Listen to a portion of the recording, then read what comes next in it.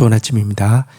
에스라서 8장 보도록 하겠습니다. 1절에서 20절 말씀입니다. 1절 아닥사스다 왕이 왕위에 있을 때에 나와 함께 바벨론에서 올라온 족장들과 그들의 계보는 이러하니라. 2절 비나스 자손 중에 게르솜이요 이다말 자손 중에서는 다니엘이요 다윗 자손 중에서는 핫두스요.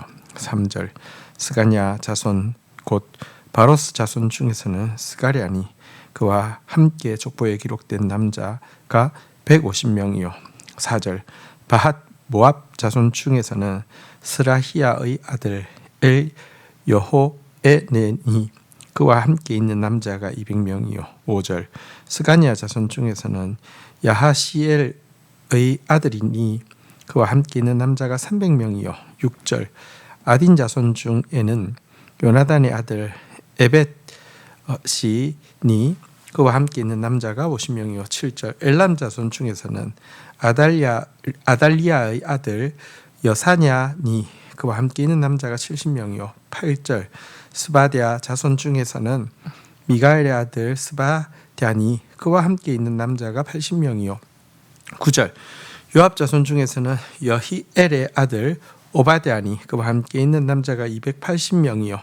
10절 슬로밋 자손 중에서는 요시바의 아들이니 그와 함께 있는 남자가 160명이요. 11절 베베 자손 중에서는 베베의 아들 스가랴니 그와 함께 있는 남자가 280명이요. 12절 아스갓 자손 중에서는 학가단의 아들 요하나니니 그와 함께 있는 남자가 120명이요. 13절 아도니감 자손 중에 나중된 자의 이름은 엘리벨렉과 여우엘과 스마야니 그와 함께 있는 남자가 60명이요. 14절 비그의 자손 중에서는 우데와 사부시니 그와 함께 있는 남자가 70명이었더라.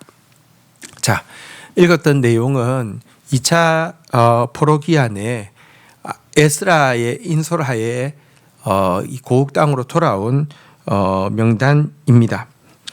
그런데 에스라의 포로 2차 기한은 이스라엘이 바벨론에 포로 잡혀간 지 150년째 되는 해에 이루어졌습니다.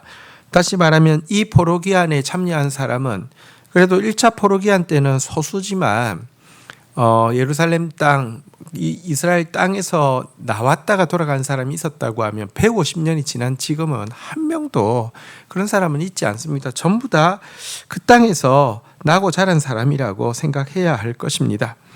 또 지금은 80년 전하고는 또 다른 상황이 되었죠.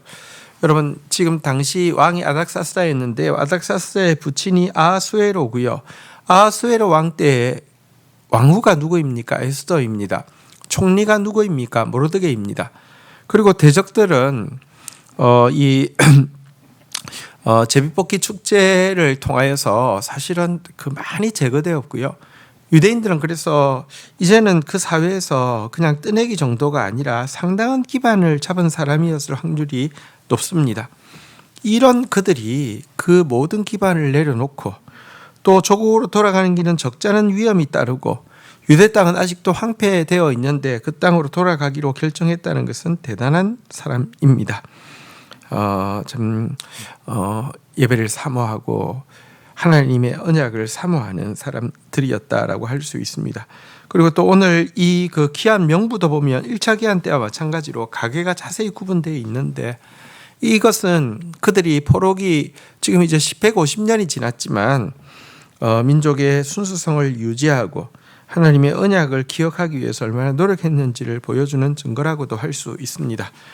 이 긴 족보 내용 중에서 한 가지 더 눈여겨 볼 것은요. 13절에 나오는 아도니감 자손입니다.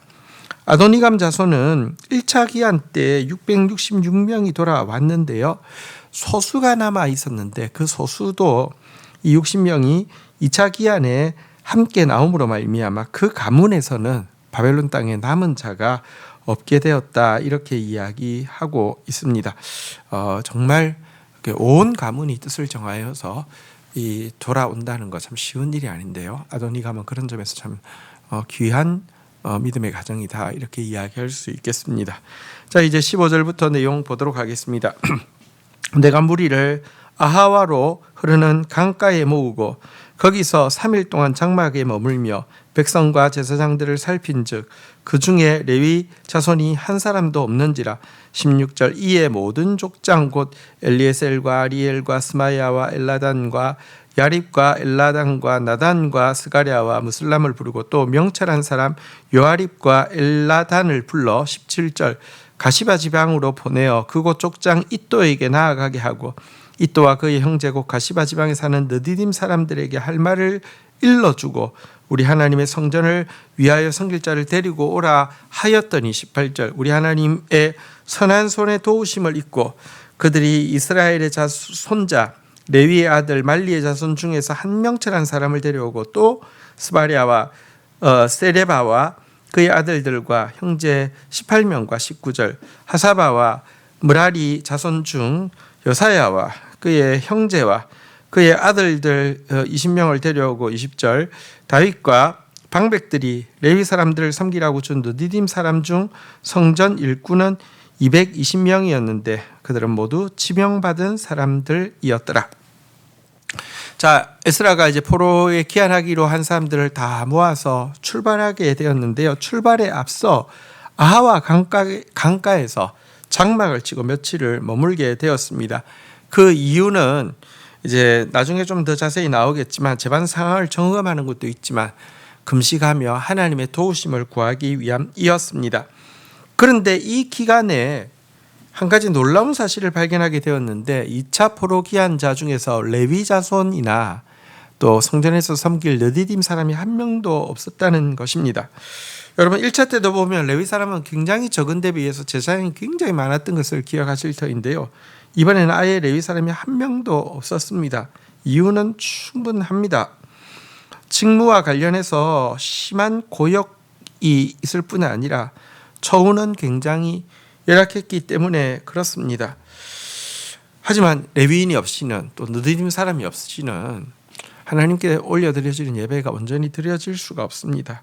그래서 이 문제를 해결하기 위해서요, 족장들 11명을 이 가시바에 있는 그 레위인 집성촌으로 보내어서 그곳의 지도자인 이또에게 간곡한 청원을 드리게 했습니다.